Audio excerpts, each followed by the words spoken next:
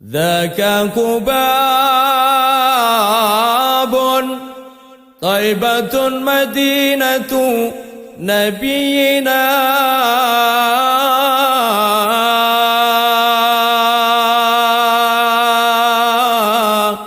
طابت ثراها برسول محمد عليه سلامنا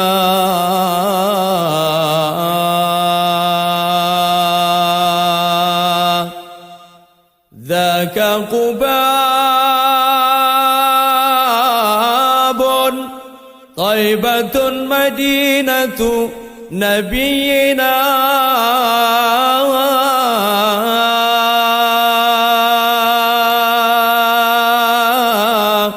طابت ثراها برسول محمد عليه سلامنا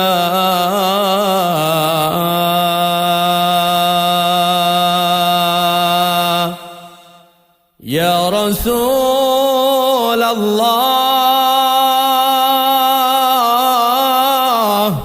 من البعد وصلنا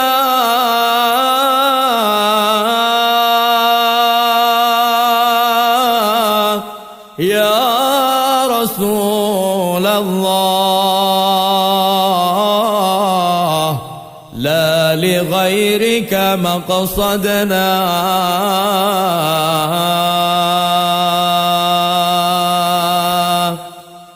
يا رسول الله عند بابك وقفنا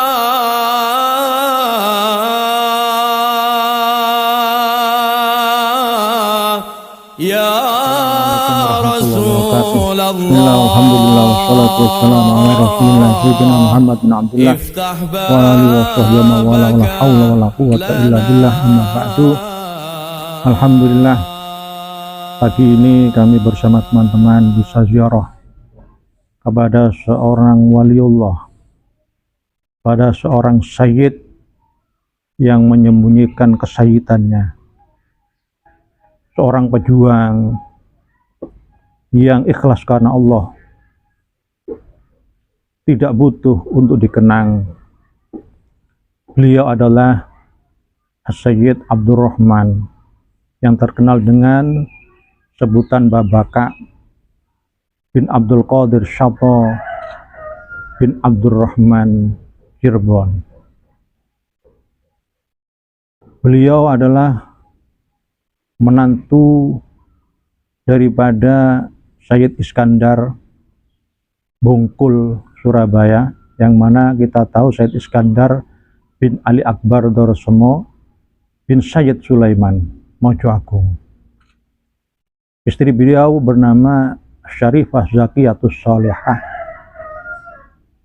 dan beliau ini yang tertulis di sini, beliau mempunyai dua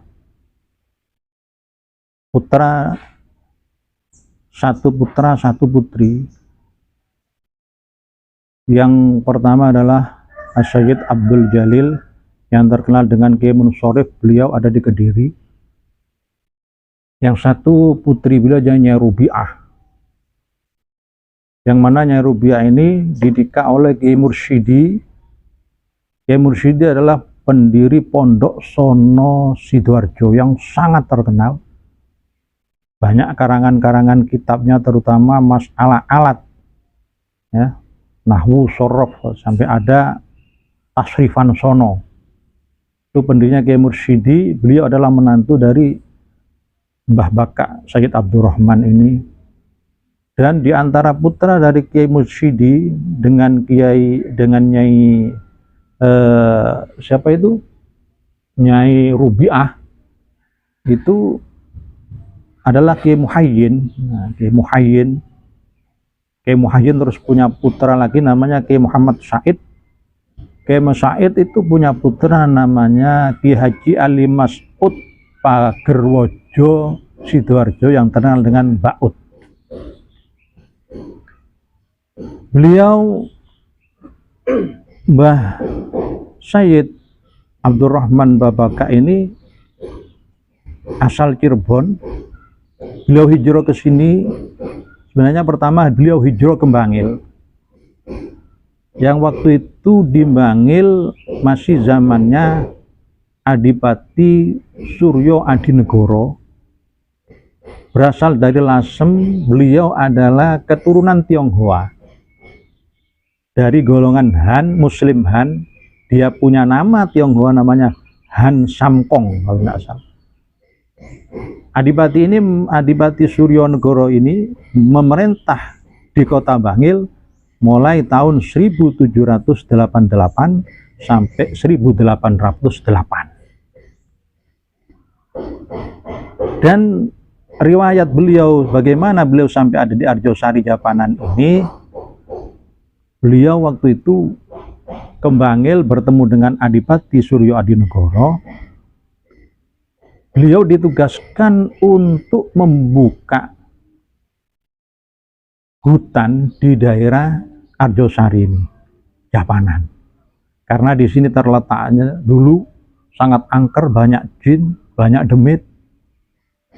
Dan waktu itu ceritanya bersama putri beliau namanya Nyai Robiah. Sehingga Nyai Robiah itu beliau suruh duduk. Akhirnya beliau dari belakang dengan tongkatnya beliau membaca ayat kursi, Allahu la ilaha illa wal hayyul qayyum la ta'khudhu sinatu wa la naum lahu ma fis samawati ma fil ard man dzal ladzi yashfa'u indahu illa bi idhnihi ya'lamu ma baina aydihim wa khalfahum wa la yuhituna bi syai'in min ilmihi illa ma syaa' wasi'a kursiyyuhu samawati wal ardi la ya'udu hifdzuhuma al 'aliyyul 'azim. Begitu sampai wala ya'udu hifdzuhuma al 'aliyyul 'azim dibaca 11 kali kalau tidak salah begitu. Sehingga Mbah Robiah ini tidak ada satupun setan, jin, demit bisa mendekati beliau. Dan beliau akhirnya keliling di hutan Arjosari ini untuk mengusir para demit, para jin yang selalu mengganggu orang di sekitar sini. Dulu kalau ada binatang ternak masuk sini pasti mati. Ada orang masuk ke Arjosari pasti hilang. Ya. Nah, ini jalmo moro, jalmo mati, jalmo moro, jalmo hilang. Itulah ciri-ciri para sayyid yang ada di tanah Jawa ini. Itu karena beliau itu ya juga keturunan Rasulullah, meskipun tidak berkewar-kewar dengan nasabnya. Beliau juga pewaris Rasulullah yang sejati, karena Rasulullah itu bagaimana? Waktu di Madinah itu, beliau ketika hijrah itu lewat Saniyatul Wada, satu bukit yang sangat angker dan di situ banyak demit dan jinnya. Bagaimana sampai diabadikan Tola al-badru alaina min Saniyatil Wada. Itu adalah satu tempat yang angker. Ketika dilewati oleh Rasulullah, maka semua pengganggu-pengganggu setan jin itu keluar dari situ.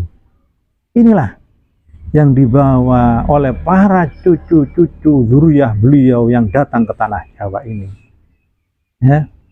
Beliau memang datang ke sini bukan untuk cari kerja, tapi memang untuk berjuang.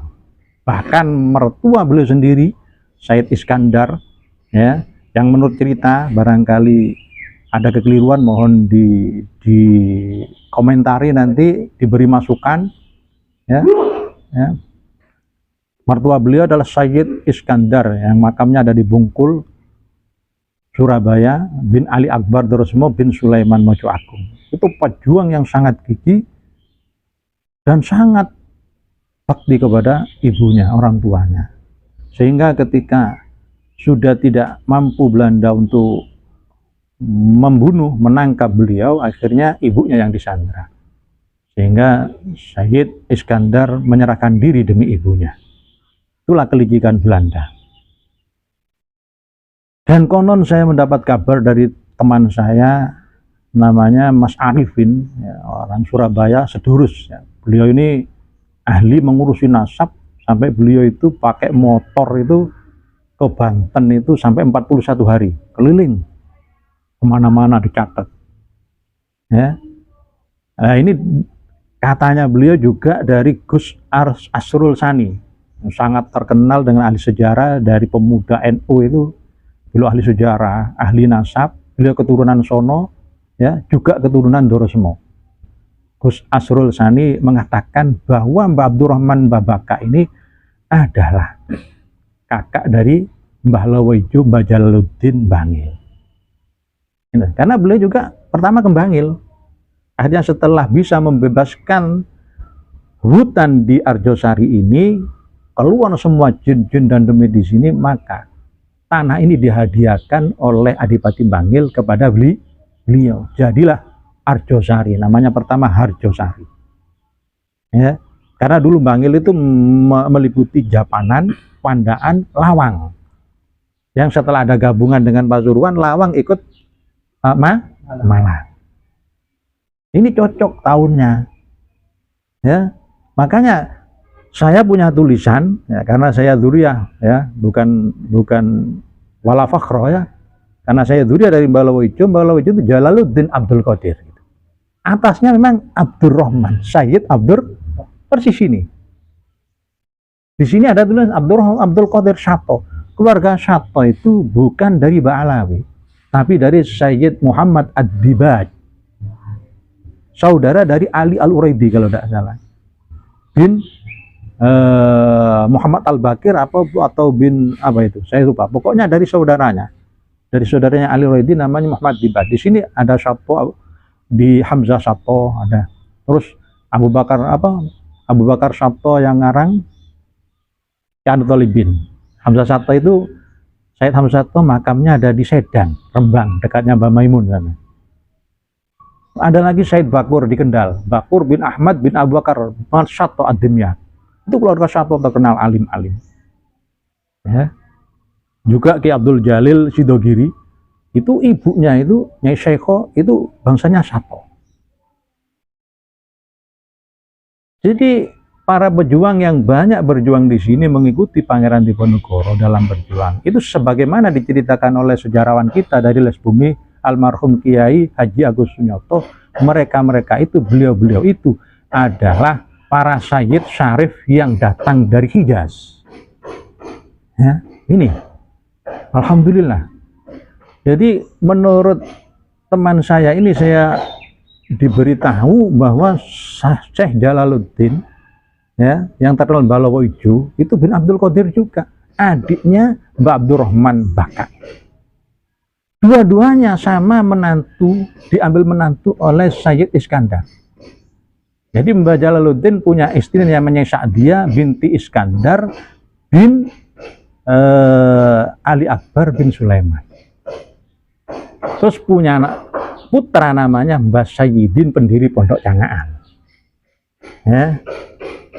Ya, dan Mbah Jalaluddin ini juga besanan dengan Adipati Bangil, yaitu terkenal dengan Amiruddin, gelar Jawanya Noto Diningrat, yang memimpin Pasuruan 1825 sampai berapa gitu.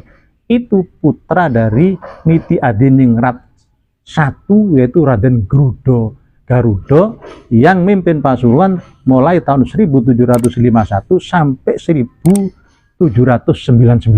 Itu ada datanya. Dan memang ada cerita kalau dari Cangaan juga mengakui bahwa Mbah Sayyidin itu adalah cicit dari Sayyid Abdurrahman, cicit dari Sayyid Sulaiman. Loh, anehnya Sayyid Sulaiman ini, katakan zamannya Sunan Bonang, bahkan kebanyakan Kiai Pasuruan mengatakan itu setelah zamannya Sayyid Sulaiman. Kok aneh, cicitnya Mbah Sayyidin itu katanya mondoknya ke Sunan Bonang. Dari mana? Mungkin Mbah Sayyidin itu mondok di pondok Sunan Bonang, bukan ke Sunan Bonangnya, atau ke turunannya Sunan Bonang, atau ke Bonang. Ya, yang terkenal kan Kecangaan namanya. Seperti sampean mondok di Keramat, ada pondok Sunan Gunung Jati namanya pondoknya. Jadi kalau sudah tahun itu sudah nggak jelas, nggak sesuai, jangan dipaksakan. Kok mententeng? Makanya apa yang dikatakan oleh Asy-Syaikh Zain Al-Iraqi, ya, wal ya'lamit talibu an-nasiyara tajma'u ma sahha wa ma qad angkara. Hendaklah seorang pelajar pencari ilmu itu tahu, orang yang ingin menggali sejarah, bahwa sejarah-sejarah itu tajma'u ma sahha wa ma qad angkara. Ya, menghimpun sesuatu yang sah, benar, dan ma qad angkara, sesuatu yang pasti sudah diingkari. Nah, kalau saya itu selalu melihat tahunnya. Kalau Mbak Sayyidin ini mondok kepada Sunan Bonang, kok aneh. Datuknya saja ndak nututi Sunan Bonang, kok gigitnya nutu. Nah, ayolah kita pakai otak kita. Nggak usah mangkel-mangkelan, saya kiai paling benar, gak bisa. Bagaimana Syekh Ali Al-Suri mengatakan, la mani'a ayyudhirallahu al-haqqa ala yadil maqtul ma'a qauni lam yudhiru ala yadil fadil wa huwa dhahir. Tidak ada yang bisa mencegah Allah itu jika berkehendak akan menampakkan sesuatu yang hak itu dari orang rendahan, mungkin rendah seperti saya, ya, orang yang tanpa ilmu, tanpa apa, bukan apa. Dan Allah tidak menampakkan suatu hak itu dari orang-orang yang terkenal atau apa, ya. Inilah Mbah Baka, ya. Nah, itu semua ada tertulis, alhamdulillah. Memang ke atasnya itu enggak disembunyikan. Itulah Kiai Jawa. Besok Rasulullah sangat senang karena ingin apa? Cucu-cucunya tidak ngalor ngidul bawa nasab. Hanya penampilan, hanya nasab. Orang dulu memang ada yang buat pondok dakwanya, ada yang begini, membuka hutan yang angker, lalu beliau bertempat di situ dan orang-orang datang ke situ diajari agama Islam. Beliau seorang pejuang, Mbah Jalaluddin juga seorang pejuang, karena mertuanya orang pejuang. Ya, saya mulai dulu ada banyak kiai-kiai mengatakan kamu itu masih ada darah ke doro semua. Saya tidak tahu dari mana, tapi ya dari perempuan. Ya, dari perempuan. Itulah. Karena saya terpanggil untuk ini, banyak para santri-santri sekarang tidak mau menceritakan pendahulu kita, orang-orang Jawa yang hebat-hebat. Apa yang dikatakan ulama ilmu tarikh? Ilmun yu'rafu bihi ahwalul madin. Ilmu tarikh, ilmu sejarah itu adalah ilmu untuk mengetahui sesuatu yang sudah lewat. Sudah dulu, sudah lewat. Wasamratuhu. Nah, terus apa buahnya? Yaitu itta'u kulli dzi haqqin haqqahu. Satu, kita bisa memposisikan orang itu sesuai dengan posisinya. Kalau ini pejuang, ya pejuang. Kalau beliau keturunan Nabi, ya keturunan Nabi. Ya, nah sekarang kan banyak karena tidak ngerti sejarah sehingga sejarahnya diacak-acak. Katanya tokoh kemerdekaan ini, sehingga Kiai Jawa seakan-akan tidak punya posisi, padahal posisinya sangat tinggi. Ini tanggung jawab kita. Betapa banyak kita sudah mendengar berita sejarah itu dirubah-rubah. Karena apa? Tidak ngerti sejarah. Sekarang kan buah dari pengertian sejarah tadi, itta'u kulli dzi haqqin haqqahu. Kita bisa memposisikan orang sesuai posisinya. Ini pahlawan, ini bukan. Terus ya, yang kedua, istirja'un nufus. Ya, wa iksariha minal amal sholihah wa tasbituha. Dan kita membuat hati kita itu merasa istirja, innalillahi. Kalau kita mendengar Mbak Abdurrahman perjalanan kayak begitu, bagaimana kedekatan dengan Allah, bagaimana beliau itu berdakwah tanpa rasa takut. Bukan hanya manusia yang dihadapi, makhluk-makhluk halus. Kita istirja, ya Allah, innalillah. Kami ini apa? Apa yang kami perjuangkan? Kalaupun kita punya darah dengan pertalian darah dengan mereka, kita juga merasa malu. Bukan kesana kemari, ini loh datuk saya. Lah kamu siapa? Istirja'un nufus, malu. Ya. Sebagaimana syair itu dikatakan, ya. innal fata maqala innal fata mangkola itu alladzi itu apa mangkola ha anada laisal fata mangkola ya hadza abi walakinnal fata mangkola ha anada. Bukanlah orang yang lelaki sejati itu yang punya karakter itu selalu membangga-banggakan keturunannya. Tapi orang yang laki-laki sejati itu, pemuda yang sejati, dia akan mengatakan, inilah aku. Ya, ya seperti syair itu. Ya, lasna wa in ashabuna karumat yauman al ashabinat takilu. Nabni kama yabni awa iluna kama nabni wa naf'alu ma fa'alu misla ma fa'alu. Tidaklah kami meskipun keturunan orang-orang besar ya, kami akan hanya mengandalkan mereka. Tidak, tapi kami akan membangun diri kami sendiri sebagaimana pendahulu kami membangun dirinya menjadi orang besar, menjadi orang terpilih di sisi Allah. Bagaimana kami bisa melakukan apa yang telah dilakukan pendahulu kita. Inilah yang terbanyak sekarang sudah Al-Quran. Maka kita harus gali sejarah para ulama-ulama di Jawa ini ya.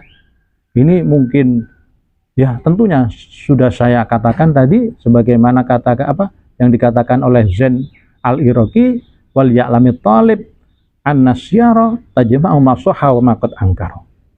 Sesungguhnya sejarah itu akan memuat sesuatu yang benar dan sesuatu yang akan diingkari, tidak dipercaya.